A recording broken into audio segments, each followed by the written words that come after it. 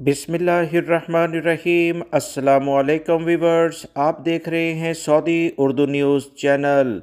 Saudi Arab में दो अहम तरीन इतलात शेयर की गई हैं जो कि वजारत तालीम और सऊदी लेबर मिनिस्ट्री की जानिब से है। सऊदी वजारत तालीम की जानिब से जो अहम तरीन इतलात शेयर की गई कि माह रमज़ान के दौरान स्कूल्स की टाइमिंग तब्दील कर दी गई है। माह रमज़ान में सऊदी अरब के तमाम स्कूल सुबह 9 बजे से खुल जाएंगे। दूसरी शिफ्ट दोपहर के 1 बजे शुरू होगी, जबकि बड़ी उम्र के अफराद जिसे तालीम बालगा कहा जाता है उनकी क्लासेस रात 9:30 बजे हुआ करेंगी।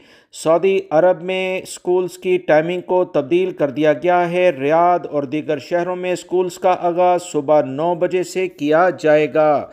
इदारे ने कहा कि काम का दौरानिया 5 घंटे रखा गया है, जिसका आगाज़ सुबह 10 से लेकर दोपहर 3 तक होगा। अब हम बात करते हैं कि गैर मुल्की और सऊदी शहरियों के लिए रमज़ान में ड्यूटी टाइमिंग कितनी होगी। शॉपिंग मॉल्स में काम करने वाले गैर मुल्की हों या सऊदी शहरी रमज़ान के दौरान कितनी ड्यूटी करेंगे, सऊदी लेबर मिनिस्ट्री ने इस बारे में ऐलान कर दिया है।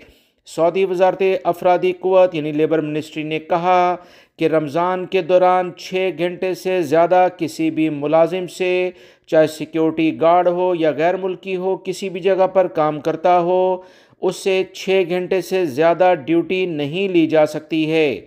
सुबह या रात की शिफ्ट का तयन नहीं होगा। रमज़ान में तमाम तर जो भी काम है वो 6 घंटे लिया जाएगा। इससे ज़्यादा अगर कोई भी कंपनी किसी भी वर्कर से काम लेगी तो यकीनी तौर पर उसे अजाफी ओवर टाइम देना होगा।